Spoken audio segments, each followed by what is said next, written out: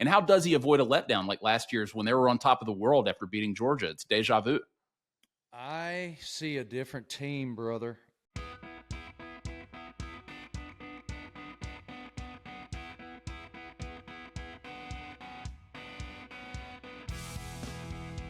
Welcome to Beat Everyone. I'm Ben Flanagan with AL.com. We're on a collision course with what everybody obviously knew would be the biggest game of the year in 2025, Alabama versus Vanderbilt, the revenge game Saturday inside Bryant-Denny Stadium.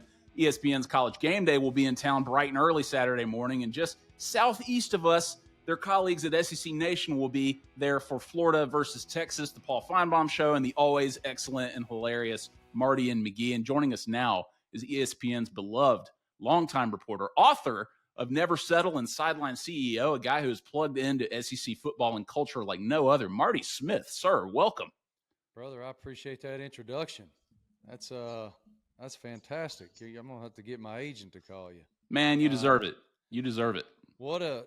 Just off the top, grateful to spend time with you. And what an unbelievable season already. I mean, what a heater for the Southeastern Conference. Ole Miss looks really good. Bama's back. Georgia's fine for all the Dogs fans who are losing their minds. And then you look at Florida and Billy, they're really struggling. And you look at what Clark's doing at Vandy, and it's marvelous. He told us when he took the job, I want to build a national championship caliber program, and millions of people laughed at him. And he has built a program after his own image of loving each other and toughness. They're tough as hell. And then he hit this lightning in a bottle moment where he got a quarterback who's fearless too and is so dynamic with the football and without the football, dynamic with a microphone too. And so I admire it so much. I mean, for Vanderbilt football to be this relevant is very rare in their history. And he has done it. And I don't know if you've been around him very much, but he is as smart, not just X's and O's wise, but also psychologically with the way to reach his young men on their level where they are individually. He's brilliant at it. And so I admire very much what he's doing in Nashville. Marty, you said people laughed at Vandy and his vision, right? I don't think Alabama fans are laughing anymore after what happened last year and the anxiety that they're feeling about this game. Normally, they're expecting a 30-point plus blowout against a team like Vanderbilt. Traditionally, they have had their close contests in the past, but you kind of answered this just now. But Marty, again, I joke that we all knew it was building to Alabama Vandy, right? But in all your years watching and covering the SEC and really college football as a whole, did you ever dream of a show like Game Day at Alabama or Vanderbilt, or really that Vanderbilt would ever be at the center of the college football world like this? I can't say I would have thought it. No. When you saw this matchup on paper in the last 20, 25 years, you're thinking Bama by 90. And then last year, Coach Lee and Diego shocked the world. They did. They shocked the world. And viral moments in the aftermath on microphones too. And so if I was an Alabama fan, and I will tell you, I was playing in a Pro-Am yesterday and down south, and there were a lot of Alabama fans asking me about this game this weekend. And Coach DeBoer isn't going to have to work this week to get anybody's attention. So if I'm an Alabama fan, I'm looking at the performance against Georgia, during which there were some lapses and some flaws, but you can't question the physicality. You can't question what they did at the point of attack. And schematically, especially on the offensive side, they were great. And so I'm very bullish if I'm a Bama fan going into this weekend, even though Vandy looks very good. And they're not going to take them lightly. They're not going to overlook them. They're not going to look at, oh, let's just go ahead and put a check mark over here in the dub column because of what happened last year. And look, the players have said it. We do want to avenge what happened last year. I mean, we heard Ryan Williams say they want to kill an ant with a sledgehammer, right? His words. So we haven't heard the whole team say anything as emphatic as that, but it sounds to me that's a reflection of what's being discussed behind the scenes and the attitude that they're carrying into this. They want to win, but you've been around the program for many years. What has Kalen DeBoer, in your mind specifically, done to sort of relight the fire at Alabama, given that last year was considered a disappointment? And how does he avoid a letdown like last year's when they were on top of the world after beating Georgia? It's deja vu. I see a different team, brother. I was there last week to sit down with Ryan Williams for various ESPN platforms, and it was a different type of conversation. Normally we go into a feature shoot and we have a pretty direct silo in which we want to work to get a piece that we're working through. I went down there with a completely open mind and an open notebook with some ideas jotted down. I wanted to learn about the evolution of the young man because we forget that he's 18 years old, because he is so smart, because he is so gregarious and jovial. But I asked him, how authentic is that smile? How real is it? And he admitted to me that in the past, sometimes it wasn't true, that he was smiling in order to make others feel comfortable or belonging. But in the last year, and specifically in the last month, since they lost to Florida State, that smile is much truer. Because what happens when you suffer a loss like that is so widely criticized, and the criticism wasn't just team criticism, it was personal criticism towards guys like Ryan, guys like Bray Hubbard, guys who are Deontay Lawson, who are leaders of this football team, Ty Simpson.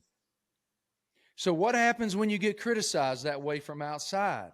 You have two choices. Either you can listen to it or not. You can look in the mirror and know the failures, study and remedy the failures, or not.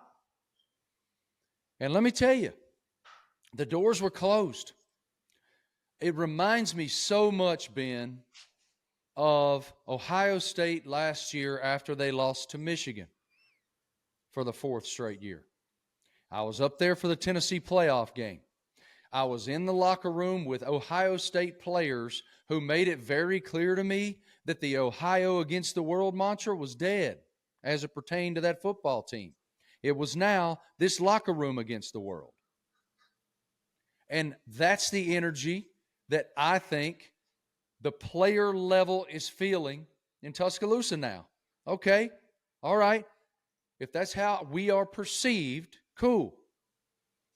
There's a self-accountability at the player level, and we are demanding that of ourselves and towards one another. And that performance on Saturday night, man, was fabulous.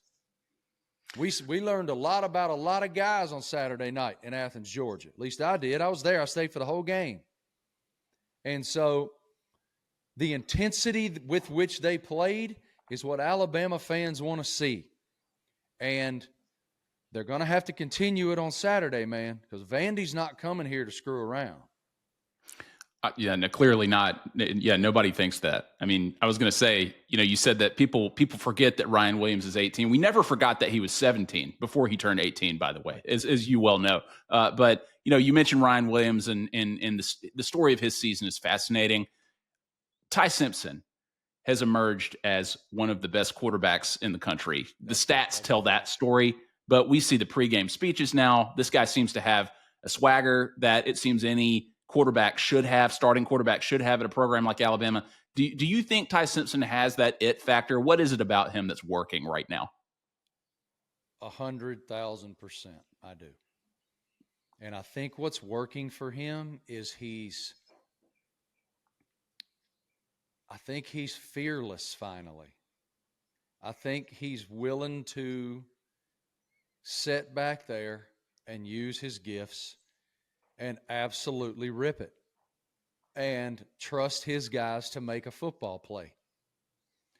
I think sometimes in the past there was some hesitation and tentativeness, and I don't see it anymore. I mean, some of the throws he made against Georgia were incredible. When he made that run to his right for a touchdown, that is so much moxie and that comes with confidence. And I was around him a little bit last week, and there's like a different edge to him that I love, that you have to have if you're the quarterback at the University of Alabama. And this is the guy that was a 5-star that Nick Saban went, that guy's going to play for me. That's who this guy is now. And that is very, very, very beneficial, and you can see it for Ryan Grubb and what he wants to do. You can see this difference because in that offense, you need a guy who can just rip, and now he's doing that. Just a few more for you here, Marty. Diego Pavia obviously has it too, and Johnny Manziel's going to be here on Saturday standing on the Vanderbilt sideline. There's obviously a kinship between those two. Johnny Football managed to get Alabama once on his way to a Heisman Trophy, but Alabama got him in College Station the next year. What would it mean if Diego Pavia beat Alabama 2 years in a row, which is rare these days? Especially given the context of what we spoke about earlier, how prevalent that upset victory was last year in the Alabama narrative over the past, 14, 15 months, whatever that is. And so they'd build a statue of that kid. And I will tell you, having interviewed him many times, I don't know him terribly well, but I've been around him a little bit. That kid bleeds moxie. He bleeds confidence. And when you know his background and you know where he comes from and the grind that it took to overcome everything he has, and you see the success he's having and the legend he's building, it's a book, it's a movie. I mean, the kid's a movie. And so is Johnny Football. I mean, I can see how they would be kindred spirits. And I didn't know that. I was unaware that Johnny Football was going to be at the game. But, I mean, it doesn't surprise me. They both have that. You never really know what's going to come out of their mouth. You never really know with the athleticism and the fearlessness with which they play the game, or Diego plays the game, Johnny played the game. You knew that every time the football was in that guy's hand that something was going to happen, and you had no idea what that might be. It was going to be a disaster, or it was going to be the most spectacular thing you've ever seen in your life. And you kind of see that from Diego too. Just fearless, and fearless to put other guys on his back too and lift all. And that's a really special trait, man. Not everybody has that. Another guy you've been around many times, you covered the Nick Saban era. You got close to the coach. You spent some time out at the lake house even, hit the 20-foot jump on his property. I remember that package. That was amazing. Had him on Marty and McGee, too. Many times. Now he's an ESPN colleague. I'm just curious, as much time as you've spent around him reporting, whether it's ESPN, whatever, what's your personal favorite Nick Saban story that you like to tell at dinner parties, tailgates, whatever? I have so many. I really do. And I'll just quickly say, before I share this, I have a couple, but actually I have so many. But there's so many hopping in my mind right now. But I just want to say quickly, and I do a lot of speaking. Thank you for mentioning Never Settle and Sideline CEO. After Sideline CEO came out, and there's going to be a lot of you watching who don't even know what that is, I wrote a leadership book, and I interviewed all of these coaches. There's 55 championships among them, and Coach Saban was one of them. And his brilliance in those pages, man, I say this often when I speak about that book. to whatever assemblage it may be, his entrance into my journey and influence in my journey as a man and certainly as a professional is so profound, because he rewrote for me, like, okay, you're not the most talented guy, but you have some gifts. Are you willing to do what it takes to maximize it? And I know that you've heard him say that about his teams for years and years and years.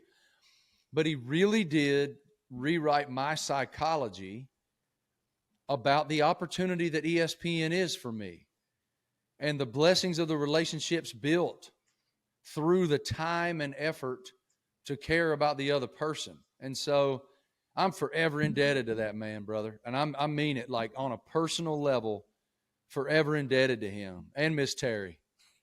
And so I'll move along. All right. So, gosh, which one should I tell? I'll do one real quick, and then I'll do the other one another one real perfect. quick. All right. When we were down there at Lake Burton, all right, I didn't realize this. So he kind of was walking through his daily itinerary with me when he's there. And he goes and plays 18 holes of golf, right? And then he comes home. And you probably know this, having covered the team forever, but he jumps into Lake Burton with a bar of soap. Did you know this? I've heard the story before. The man takes a daggum bath in the lake with a bar of Dial. All right? All right, so then Miss Terry comes down, and she's packed a lunch, and they get on the pontoon and ride around the lake and have a lunch. And when I found out, look, man, you can take the boy out of West Virginia. You know what I'm saying? Like, that's my people. That is my people. I am from Southwest Virginia. I grew up about 12 miles from the West Virginia border, and those are my people. I get them. They are me. And so when he told me that story, I was like, hey, man, you might have money. You might have highfalutin, fancy millions of dollar houses on Lake Burton and a nicer house in Tuscaloosa and a lot of rings, but you are still from Monongah. No question about it. And I just thought that was so funny and so cool, because that's some hillbilly stuff we used to do. So there's that, but then there's another good one. A couple years ago, many years in a row, Coach would ask me to play in his the golf tournament he did for Nick's kids, right? His amazing charity. I mean, what him and Miss Terry have done, incredible. And so I'm down there, and I'm teeing off with, I didn't know this, but it was like four of his best buddies. It was four of his best buddies. And we're teeing off up on like 15 or something. It was a par 3 downhill over water, dog leg left a little bit. And so here he comes up the hill on a golf cart. And I'm like, oh, God, why is he? God, I don't want him to see me tee off. And I'm still a terrible golfer, but I was a way worse golfer a couple of years ago. And everybody's like, you're going first. I'm like, I'm not going first. Because Coach came up to us he did a celebratory tee with basically every grouping, I think. And I'm like, I'm not teeing off in front of him, man. I'm not doing it. And they're like, get up there. So I'm like, all right. So I think I grabbed like a 7-iron or something like that, 6-iron, and I take a hack, and that thing went about 50 yards in front of me and about 85 or 90 yards right. And he just looked so disgusted. He looked so disappointed in me. So then it was his turn so all the other guys in the grouping hit. Coach was going last. I was praying to the Lord Jesus Christ, please let him duck this thing in the woods. Please. Sure enough, he hits it left off in the woods somewhere, and I got to say a couple funny choice words to him. Well, we bid him adieu, and he takes off. He's gone. He's going to the next grouping to hit. And everybody I was with disappeared. I drove trying to find my ball, and then I'm going to drop at the best drive. And I can't find him. I can't find anybody. Well, I didn't know this. Coach Saban signs every one of those golf balls that he tees. He autographs them, okay? So off in the woods, there was a Nick Saban autographed golf ball. Well, out of the woods come those three guys. and they have the golf ball, and they hand me the golf ball. And, brother, that golf ball is in my golf bag today. Wow.